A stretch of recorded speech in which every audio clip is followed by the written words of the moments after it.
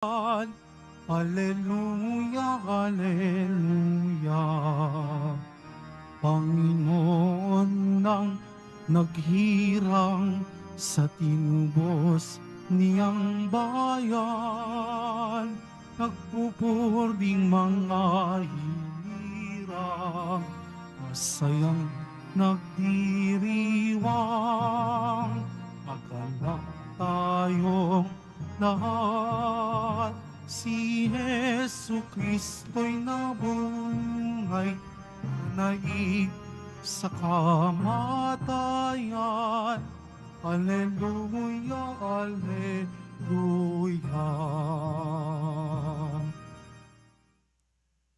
Sa ngala ng Ama at ng Anak at ng Espiritu Santo, Amen. sumainyo ang Panginoon. At sumayo rin. Mga kapatid, aminin po natin ang ating mga kasalanan upang marapat tayong gumanap sa banal na pagdiriwang. Inaamin ko Sa makapangyarihan Diyos at sa inyo mga kapatid, na lubha akong nagkasala sa isip, sa salita, sa gawa at sa aking pagkukulang. Kaya isinasamo ko sa mahal na Birheng Maria, sa lahat ng mga anghel at mga banal, at sa inyo mga kapatid, na ako'y panalangin sa Panginoong ating Diyos. kaawaan tayo ng makapangyarihan Diyos, patawarin tayo sa ating mga kasalanan at patnubayan tayo sa buhay na walang hanggan. Amen. Panginoon, kaawaan mo kami. Panginoon, kaawaan mo kami. Kristo, kaawaan mo kami. Kristo, kaawaan mo kami. Panginoon, kaawaan mo kami. Panginoon, kaawaan mo kami. Manalangin tayo.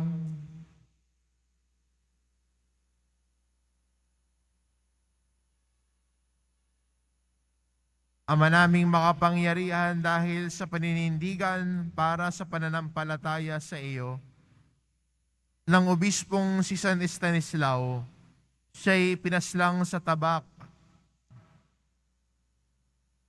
ng umuusig na kaaway, ipagkaloob mong kami matapang na makapanindigan hanggang mamatay para sa pananampalataya sa pamamagitan ni Jesucristo kasama ng Espiritu Santo magpasawalang hanggan. Amen. Magsiupo muna ang lahat. Pagbasa mula sa mga gawa ng mga apostol. Noong mga araw na iyon, ang mga apostol ay siniyasat ng pinakapunong saserdote. Mahigpit naming ipinagbawal sa inyo ang pangangaral sa pangalan ni Jesus na iyan. Wika niya, ngunit tignan ninyo ang inyong ginawa. Laganap na sa Jerusalem ang inyong aral, at ibig pa ninyo kaming panagutin sa pagkamatay ng taong iyan.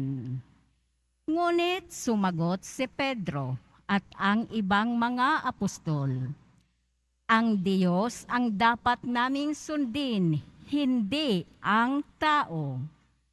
Ang Diyos ng ating mga ninuno ang muling bumuhay kay Jesus na pinatay ninyo ng inyong ipabitay sa krus. Iniakyat siya ng Diyos sa kanyang kanan bilang tagapanguna at tagapagligtas upang bigyan ng pagkakataon ang mga Israelita na magsisit tumalikod sa kanilang mga kasalanan at sa gayon sila'y patawarin. Saksi kami sa mga bagay na ito. Kami at ang Espiritu Santo na ipinagkaloob ng Diyos sa mga tumatalima sa Kanya. Nagngit-ngit sa galit ang mga bumubuo ng Sanhedrin nang marinig ito at ibig nilang ipapatay ang mga apostol. Ang salita ng Diyos. Salamat sa Diyos. Dukhang sa Diyos tumatawag ay kanyang inililigtas. Dukhang sa Diyos tumatawag, ay kanyang inililigtas. Panginooy aking laging pupurihin. Sa pasasalamat di ako titigil. Ang galing ng poon hanaping masikap. Yaong nagtiwala sa kanya't naligtas ay maituturing na taong mapalad. Dukhang sa Diyos tumatawag, ay kanyang inililigtas. Nililipol niya yaong masasama hanggang sa mapawi sa isip ng madla. Agad dinirinig, daing ng matuwid, inililigtas sila sa mga panganib. Dukhang sa Diyos tumatawag, ay kanyang inililigtas. Tumutulong siya sa nasisiphayo. Ang walang pag-asa'y hindi binibigo. Ang taong matuwid, masuliranin natin man sa tulong ng poon agad maiibsan. Dukhang sa Diyos tumatawag, ay kanyang inililigtas. Magsitayo ang lahat.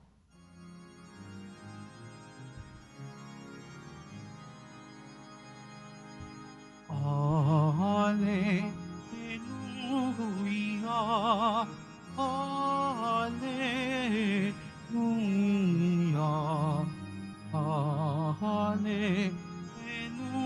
Alleluia, Alleluia.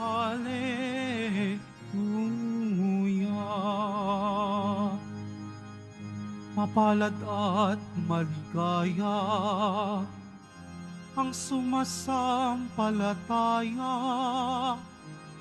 sa di nakita ng mata. Alleluia, Alleluia,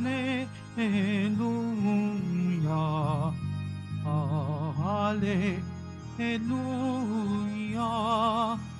Alleluia.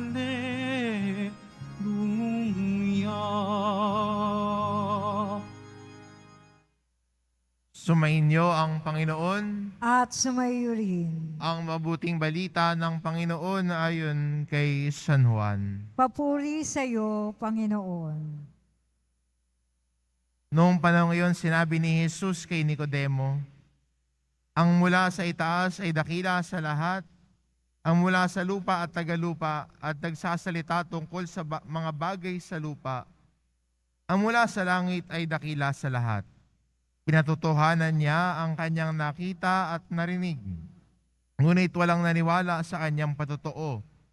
Ang naniniwala sa kanyang patotoo ay nagpapatunay na tapat ang Diyos, sapagkat ang sinugo ng Diyos ay nagpapahayag ng mga salita ng Diyos at walang sukat ang kanyang pagkakaloob ng Espiritu Santo. Minamahal ng Ama ang anak at ibinigay sa kanya ang kapamahalaan ng lahat ng bagay. Ang nananalig sa anak ay may buhay na walang hanggan. Ngunit at ang hindi tumalima sa anak, hindi magkakaroon ng buhay, mananatili sa kanya ang puot ng Diyos. Ang mabuting balita ng Panginoon. Pinupuri ka namin, Panginoong Hesukristo. Magsiupo ang lahat.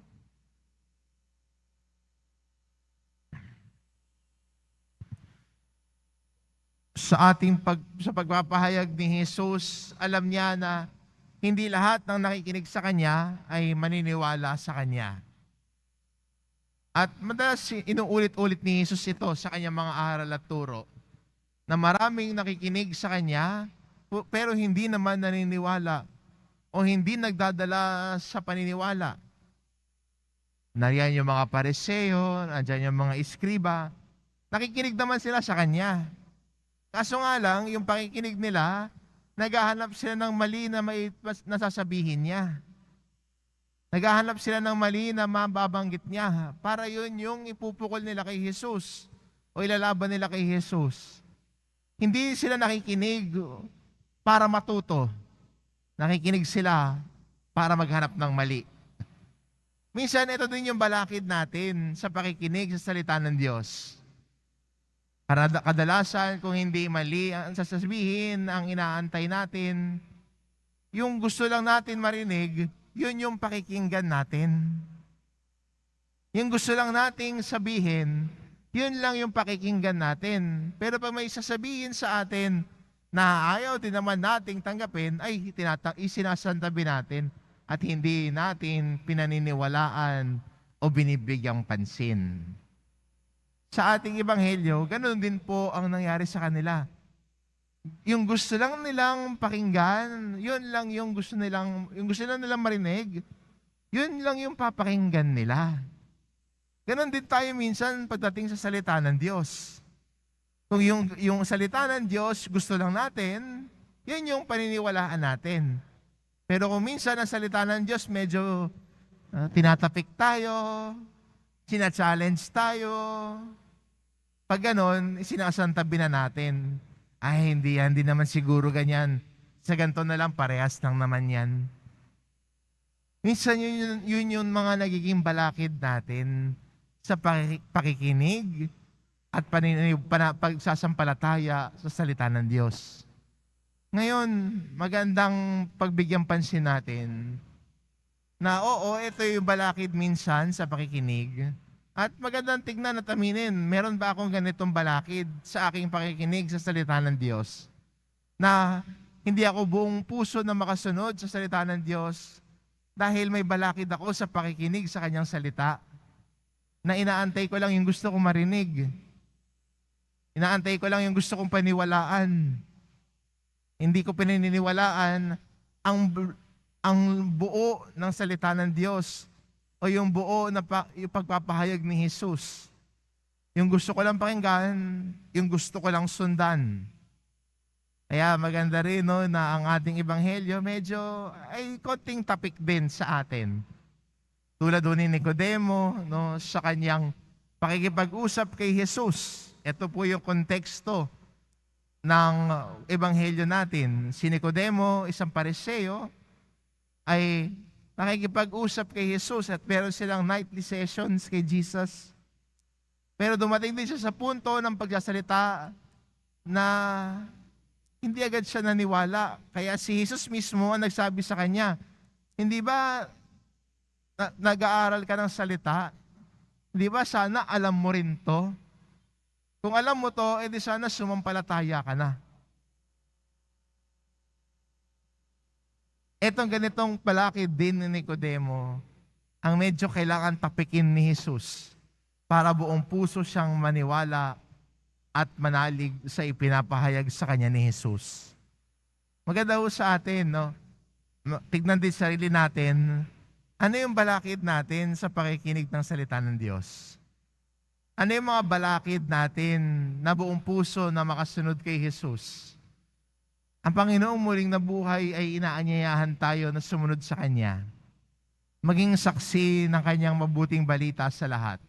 Tulad ng ating narinig sa ating unang pagbasa. Pero ano yung mga balakid natin para tayo ay maging tagapagpahayag at maging saksi ng kabutihan ng Diyos sa buhay natin? What are these obstacles? And we can work out to remove those obstacles in our lives so that wholeheartedly we can follow the Lord. Ano yung mga balakid na to? Ano yung mga tilay patong katitisuran natin sa daan? Pwede nating tanggalin, pwede nating linisin para ang paglalakbay natin kasama ang Diyos sa kanya ating pagsisikap na makinig sa kanyang salita at yung salita ay ang humubog sa ating buhay ay maging maayos, katanggap-tanggap ang salita ng Diyos sa buhay natin dahil hinahanda natin ang buhay natin at ang puso natin para tanggapin ang kanyang salita. Amen. Magsitayo ang lahat.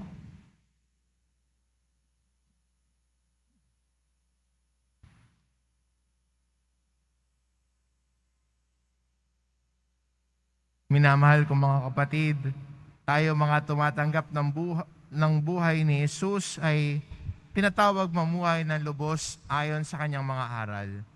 Ang ating itugon, Panginoon, ibuhos mo ang iyong espiritu. Panginoon, ibuhos mo ang iyong espiritu. Ang simbahan sa pamamagitan ng mga pinuno nito, naway buong tapang na humarap sa hamon ng patuloy na pagbabago. Manalangin tayo. Panginoon, ibuhos mo ang iyong espiritu. Ang pamahalaan naway manindigan sa kanyang pagsisikap na makapagbigay ng mataas na uri ng paglilingkod sa mga mamamayan. Manalangin tayo. Panginoon, ibuhos mo ang iyong espiritu.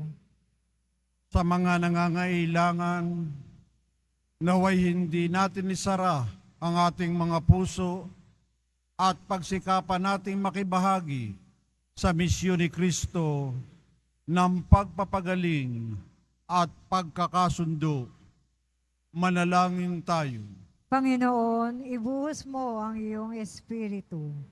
Ang mga taong nagduro sa sakit na walang lunas, naway palakasin ng kanilang pananampalataya. Manalangin tayo. Panginoon, ibuhos mo ang iyong espiritu. Ang mga yumao, naway mapatawad sa kanilang mga kasalanan sa pamamagitan ng nakapagpapagaling na biyaya ng Diyos. Manalangin tayo. Panginoon, ibuhos mo ang iyong espiritu. Ama, namuhay bilang isang tao ang iyong anak upang ibahagi sa amin ang iyong buhay. Ipagkaloob mo na maging matatag kami sa aming pananampalataya sa Kanya upang makapamuhay kami ng may pananagutan bilang iyong mga anak. Hinihiling namin ito sa pamamagitan ni Kristo na aming Panginoon. Amen. Magsiupo ang lahat.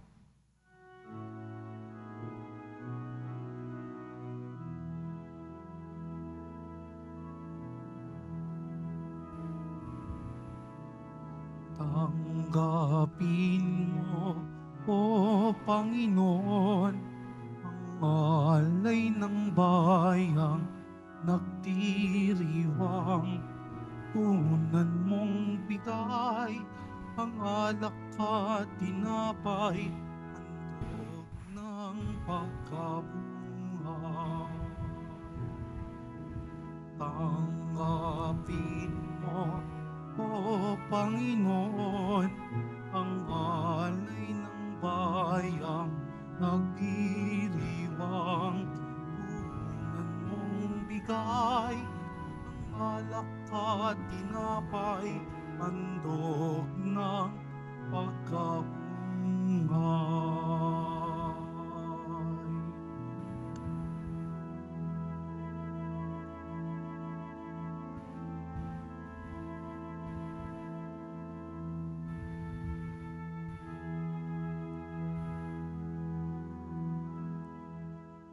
Magsitayo ang lahat.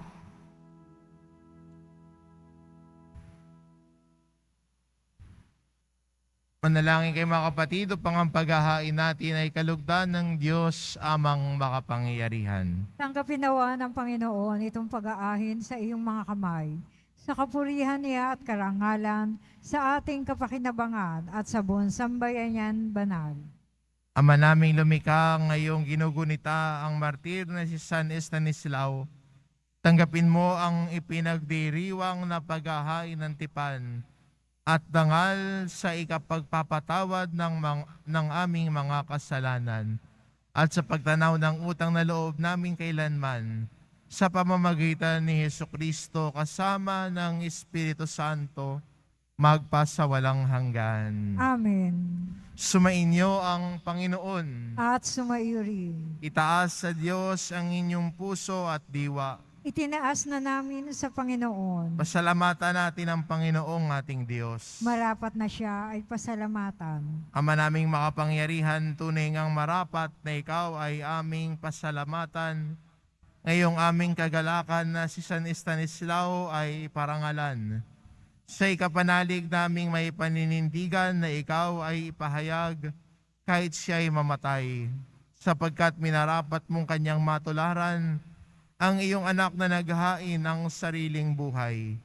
Tulad ng naganap sa iyong anak, ang dugo ng mga martir ay dumanak, hindi dahil sa katatagang likas, kundi dahil sa iyong bigay na lakas.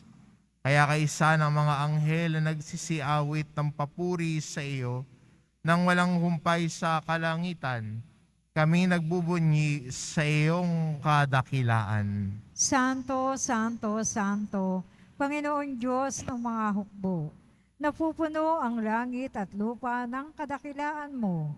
O sana sa kaitaasan, pinagpala ang naparirito sa ngala ng Panginoon. O sana sa kaitaasan, magsiluhod ang lahat. Ama naming banal, ikaw ang bukal ng tanang kabanalan, kaya't sa pamamagitan ng iyong Espiritu, gawin mo banal ang kaloob na ito upang para sa amin maging katawan at dugo ng aming Panginoong Jesucristo. Bago niya pinagtiis ang kusang loob na maging handog, hinawakan niya ang tinapay, pinasalamatan kanya. Pinagati-hati niya iyon, iniabot sa kanyang mga alagad at sinabi, tanggapin ninyong lahat ito at kanin, ito ang aking katawan, na ihahandog para sa inyo.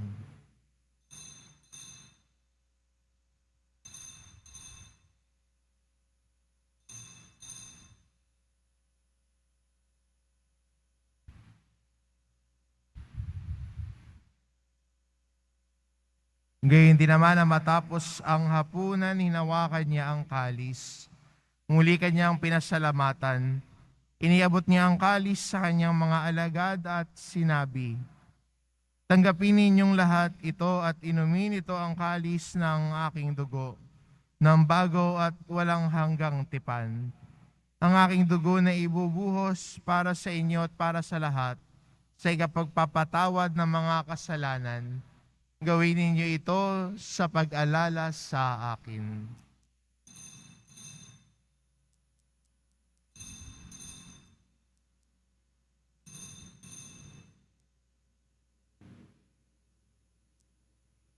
Magsitayo ang lahat. Ipagbunyi natin ang misteryo ng pananampalataya. Si Kristo'y namatay, si Kristo'y nabuhay, si Kristo'y babalik sa wakas ng panahon. Ama, ginagawa namin ngayon ang pag-alala sa pagkamatay at muling pagkabuhay ng iyong anak, kaya't inaalay namin sa iyo ang tinapay na nagbibigay buhay at ang kalis na nagkakaloob ng kaligtasan. Kami nagpapasalamat dahil kami iyong minarapat na tumayo sa harap mo para maglingkod sa iyo. Isinasamo namin kaming magsasalo-salo sa katawan at dugo ni Kristo ay mabuklod sa pagkakaisa sa pamamagitan ng Espiritu Santo. Ama, lingapin mo ang iyong simbahang laganap sa buong daigdig. Puspusin mo kami sa pag-ibig kay isa ni Francisco na aming Papa at ni Jose na aming Obispo at ng Tanang Kaparian. Alalahanin mo rin ang mga kapatid naming nahimlay na may pag-asang sila'y muling mabubuhay, gayon din ang lahat ng mga pumanaw. Kaawaan mo sila at patuloyin sa iyong kaliwanagan. Kaawaan mo at pagindapatin kaming lahat na makasalo sa iyong buhay na walang wakas. Kaisa na mahal na Birheng Maria na ina ng Diyos, na ang kabiyak ng puso niyang si San Jose, kaisa ng mga apostol at ng lahat ng mga banal, na namuhay dito sa daigdig ng kalugod-lugod sa iyo, may pagdiwang nawa namin ang pagpupuri sa ikararangal mo, sa pamamagitan ng iyong anak na aming Panginoong Hesu Kristo. Sa pamamagitan ni Kristo kasama niya at sa Kanya ang lahat ng parangal at papuri ay sa iyo, Diyos amang makapangyarihan, kasama ng Espiritu Santo, magpa sa walang hanggan. Amen. sa tagubilin ng mga nakagagaling na utos at turo ni Jesus, na Panginoon natin at Diyos, ipahayag po natin ng lakas loob. Ama namin, sumasalangit ka, sambahin ang ngalan mo, mapasa amin ang kaharian mo, sundin ang loob mo dito sa lupa para nang sa langit. Bigyan mo kami ngayon ng aming kakanin sa araw-araw, at patawarin mo kami sa aming mga sala, para ng pagpapatawad namin sa nagkakasala sa amin. At huwag mo kaming ipahintulot sa tukso, at iadya mo kami sa lahat ng masama. Hinihiling namin kami adya sa lahat ng masama, pagkalooban ng kapayapaan araw-araw. Iligtas sa kasalanan at ilayo sa lahat ng kapahamakan. Samantalang aming pinananabikan ang dakilang araw ng pagpapahayag ng tagapagligtas naming si Heso Kristo. Sapagkat iyo ang kaharian, ang kapangyarihan, at ang kapurihan magpakailanman. Amen. Panginoong Kristo, sinabi mo sa iyong mga apostol, kapayapaan ang iniiwan ko sa inyo, ang aking kapayapaan ang ibinibigay ko sa inyo. Tunghayan mo ang aming pananampalataya at huwag ang aming pagkakasala. Pagkalooban mo kami ng kapayapaan at pagkakaisa ayon sa iyong kalooban, kasama ng Espiritu Santo, magpasawalang hanggan. Amen. Ang kapayapaan ng Panginoon ay laging sumainyo. At sumayo rin. Magbigayan kayo ng kapayapaan sa isa't isa. Kordero ng Diyos na nag-aalis ng mga kasalanan ng sanlibutan, maawa ka sa amin. Kordero ng Diyos na nag-aalis ng mga kasalanan ng sanlibutan, maawa ka sa amin. Kordero ng Diyos na nag-aalis ng mga kasalanan ng sanlibutan, ipagkaloob mo sa amin ang kapayapaan. Magsiluhod ang lahat. Ito ang kordero ng Diyos, ito nag-aalis ng kasalanan ng sanlibutan. Mapalad ang mga inaanyayahan sa kanyang piging. Panginoon, hindi ako karapat-dapat na magpatuloy sa iyo, ngunit sa isang salita mo lamang ay gagaling na ako.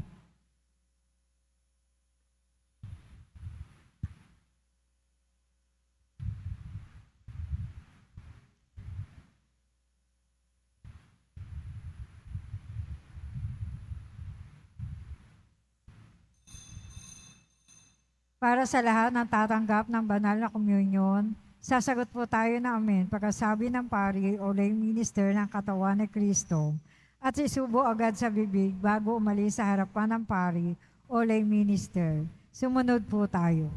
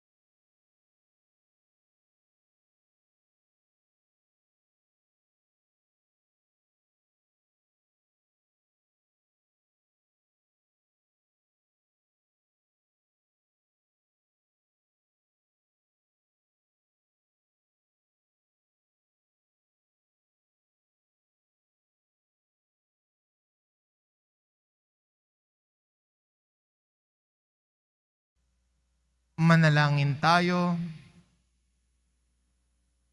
Ama naming mapagmahal, kaming nagdiwang sa paggugunitang ginagampanan at sa tinanggap na pakikinabang ay humihiling ng iyong kalooban ng pakikiisa sa mga martir na banal sa pagsasalo sa pagkabuhay at tagumpay ng iyong anak na ipinahayag sa piging na ito bilang mamatay at nabuhay na Mesiyas sa tagapamagitan kasama ng Espiritu Santo magpasawalang hanggan. Amen.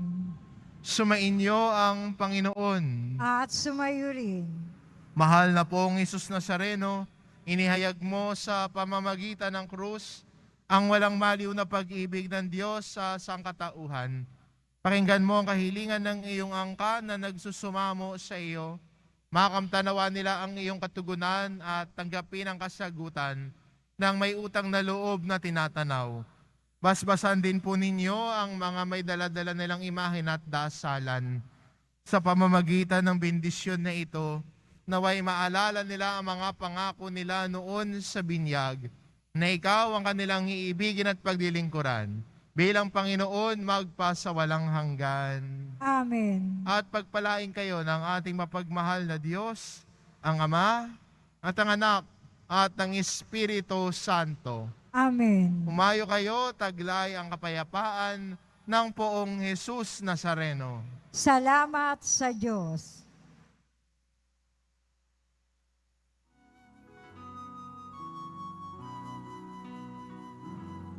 Nuestro Padre Jesus Nazareno, sinasamba ka namin. Ipinduho ka namin. Aral mo ang aming buhay at kaligtasan. Nuestro Padre Jesus Nazareno, iligtas mo kami sa kasalanan. Ang krus mong namatayan ay salisag mo aming kaligtasan. Nuestro Padre Jesus Nazareno, ingaral ang